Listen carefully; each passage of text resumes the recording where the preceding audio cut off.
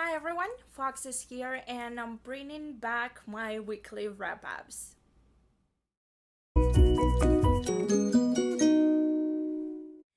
As you know, I've been traveling a lot lately and I traveled throughout April and May, and also my parents were over. That's why I didn't really have time to film my weekly wrap-ups, and I've kind of missed them.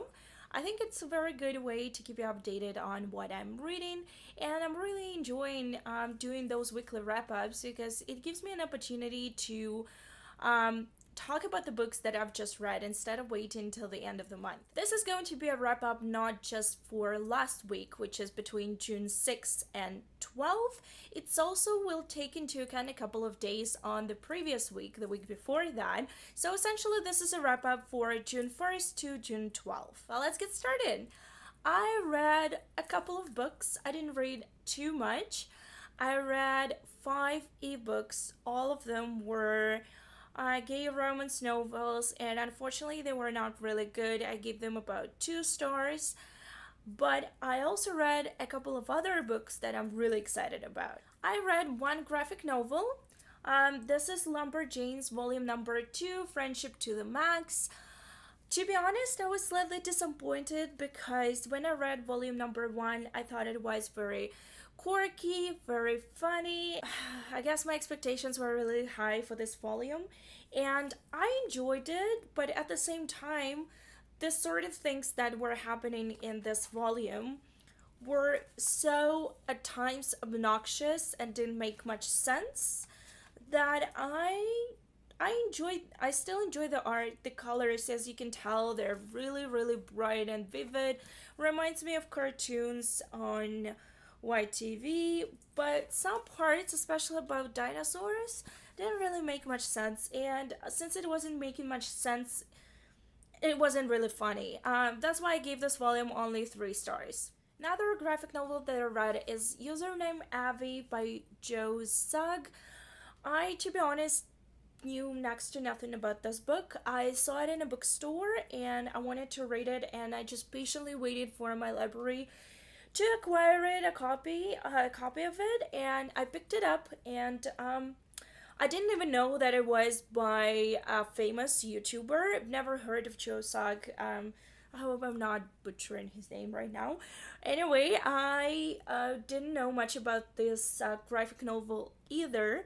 The plot is about a girl who loses her father and has to go and live with a cousin of hers whom she doesn't like, and she's going through a lot of stuff at school. She's basically an outcast, and then she finds out that her father left her a sort of legacy. He left her a program on a computer that allows her to travel into a world that he created for her, and she goes in there and then stuff happens. You know, when I talk about the plot of the book, it sounds really exciting, and at first I was a bit confused about how this all is going to play, but I enjoyed it. I enjoyed the premise. Unfortunately, the plot itself very quickly became really predictable and really flat.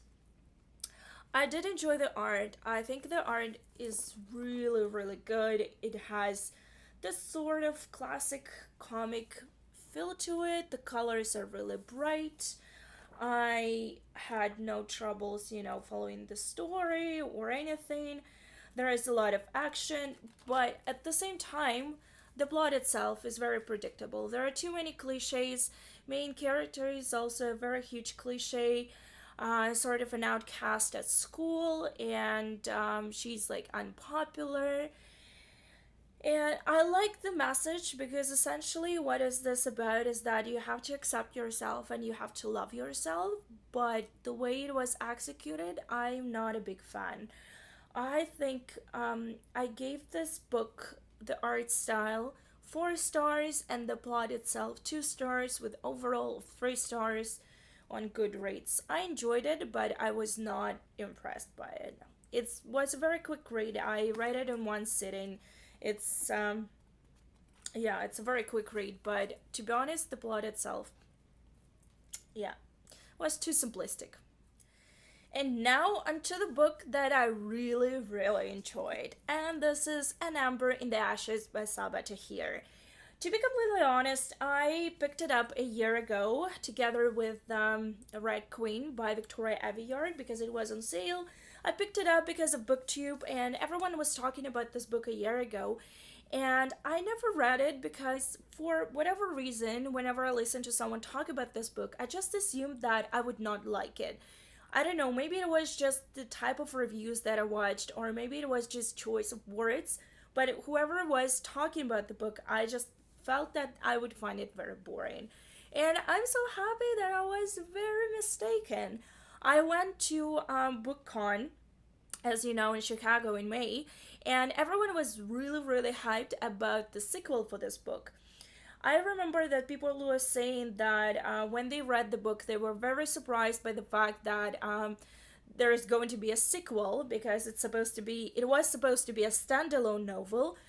To be completely honest, the moment that I read the final chapter, the final page, the final sentence, I had a perfect understanding why it has to be a series. It has to have a sequel. Not sure if it's going to be actual series or just a duology, but it has to have a sequel.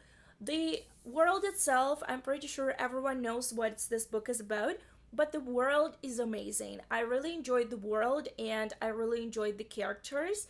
I think for a debut novel, Sabaa does an amazing job of creating not only a very unique world compared to other worlds, fantasy worlds that you can see in YA literature nowadays, but she also creates those characters and they have problems, they have flaws, they're not perfect, and they have a certain agenda.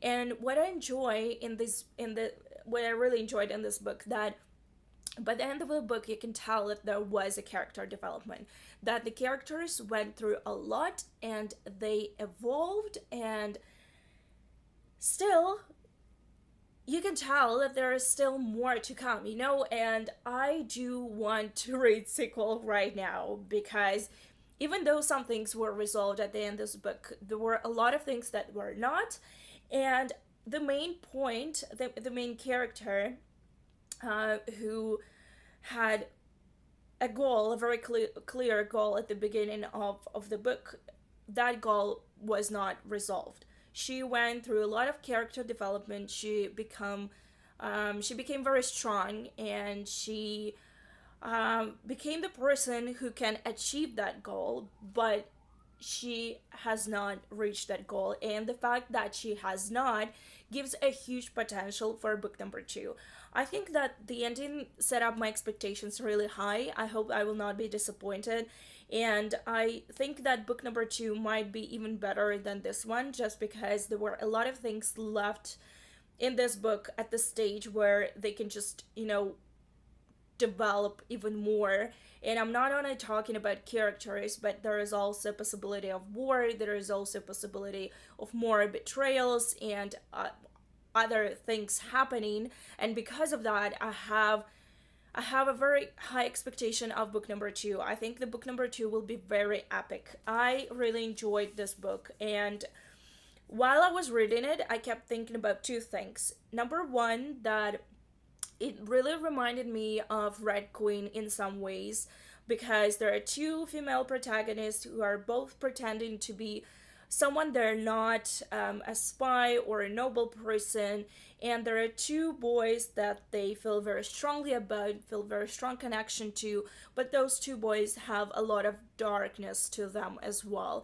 I felt that there is that's a very curious coincidence, and there is a very curious parallel to those two books, even though in plot and the world building they're completely different, but they're very, very similar thanks to the characters, so to say. I don't know how to explain it. I'm not sure if you will agree with me or not, but in my head it makes perfect sense that I can see parallels between two female characters and two male characters in those two books, as well as the strong connections that those characters have, and also the strong connections that both Mare has to her friend and the main protagonist here has to her brother.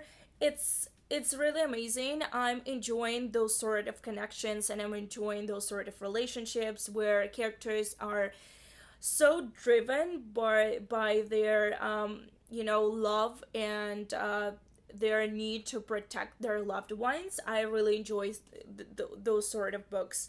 Another thing which I want to say is that a lot of people mentioned that this book reminds them of ancient Egypt, and I'm not a very huge fan of historical books or ancient Egypt. But when I was reading the book, I was trying to think what might have made people think that it reminds them of ancient Egypt, except for there is a desert. But I couldn't really think of anything, because if you look at the names that they use in those books, obviously we're talking about fantasy world, right? So it might be a blend of what we know. It might be a blend of cultures. It doesn't have to be ancient Egypt or ancient Greece or ancient, I don't know, anything, or Roman Empire. It doesn't have to be any of those. But when I was looking at the names, and I know that I will be probably pronouncing all of them wrong, but Elias is a Iranian name. So Iranian or Persian, that's not Egyptian. That's not an Arabic name as far as I'm aware. Elias is Persian name. Agur, Ugur or Marcus or Elena, that can be ancient Greek or ancient Roman names.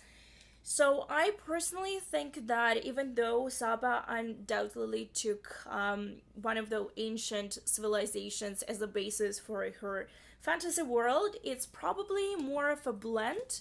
And if I have to be completely honest, I feel as if it's something like more like a Roman Empire, just because um, there are more elements to the way they trained that was more common, and the structure and emperor, it's there is like more common for Roman Empire or even ancient Greece. Anyway, what I'm trying to say here is that regardless of what served as a basis for this fantasy world, I think it's amazing.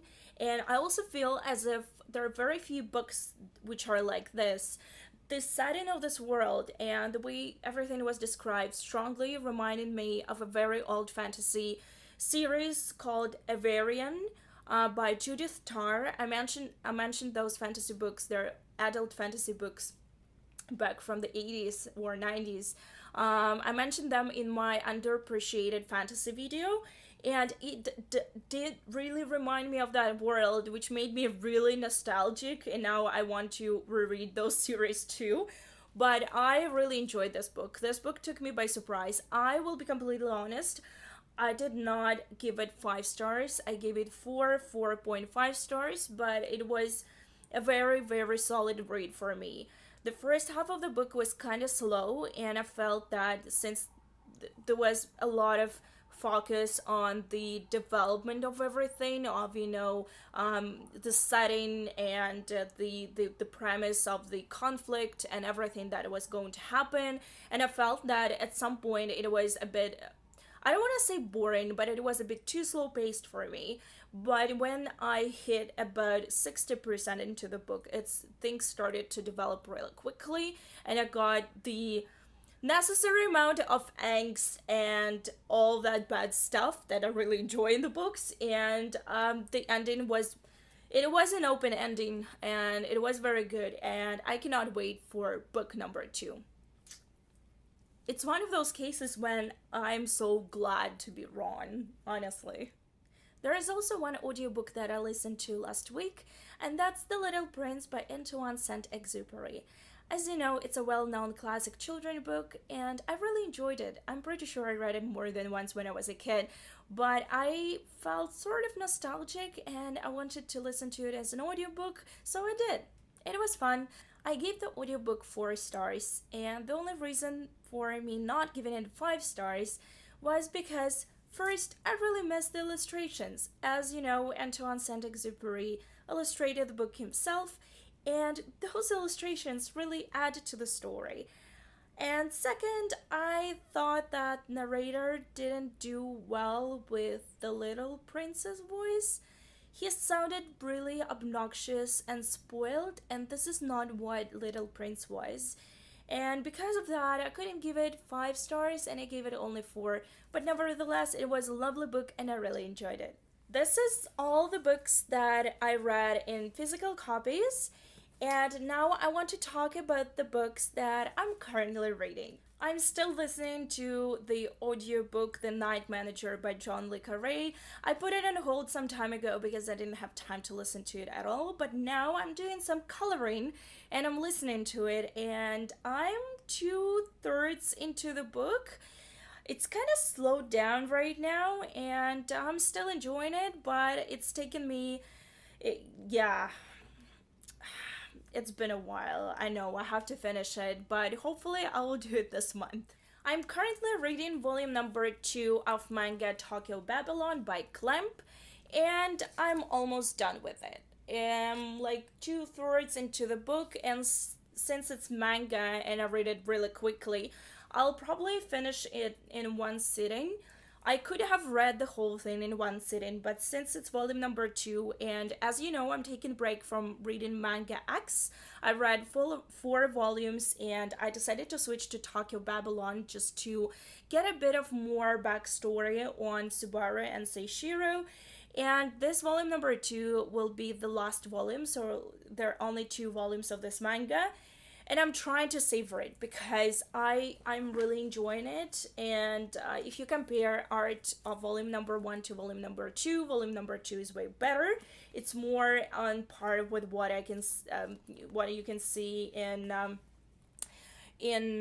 Axe manga and their later works. I'm really enjoying the storyline as well. We're finally getting glimpses of Seishiro and his true nature, and gosh, I might cry at the end. I might. I know what is going to happen, and that's the worst part of it because I know what is going to happen.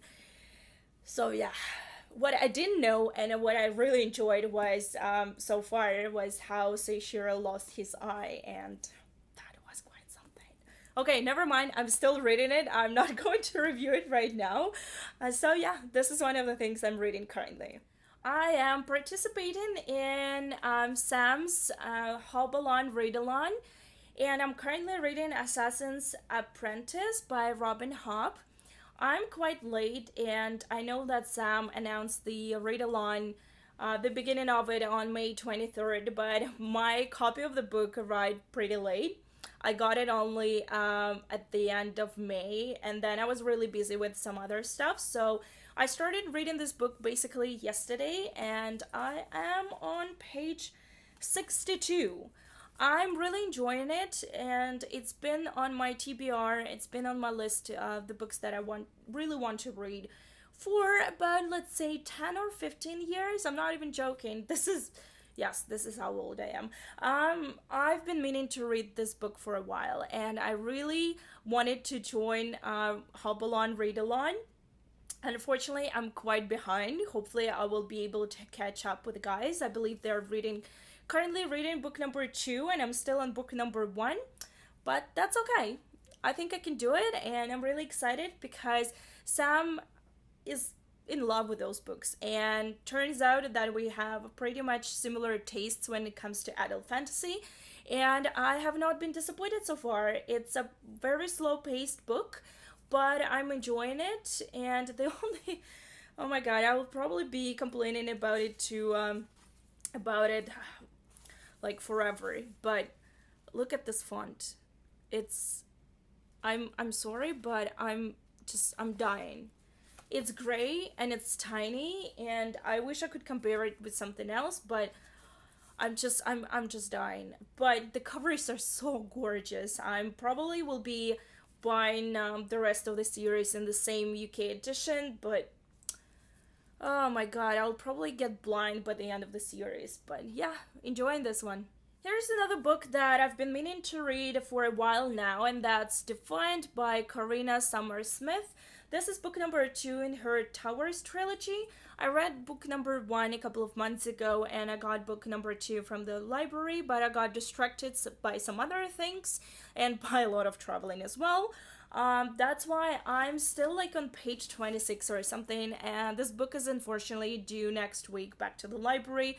I have to return it, and I really hope I will be able to finish it by then. It's only 300, well, it's about 400 pages, and the font of this one is enormous, so I should not have a problem finishing it, but I'm kind of really engrossed into Robin Hobb's world right now, and I don't really enjoy reading two very different books at the same time, but let's see. Let's see. Hopefully I will finish it on time. Well, this is it, guys. Thank you so much for watching, and please let me know down below if you've read any of the books that I mentioned in my video, and I hope to see you very soon. Bye! Am I sneezing or am I not? Ooh, no, I'm not sneezing. I'm obviously having trouble pronouncing the word warrior. No, it's not the person who worries, that's the person who battles.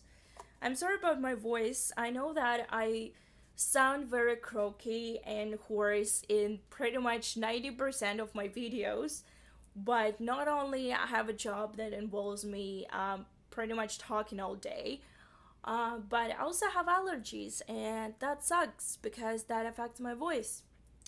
So yeah, here we go. And yes, I'm drinking hot coffee because it's really chilly. Canadian summer.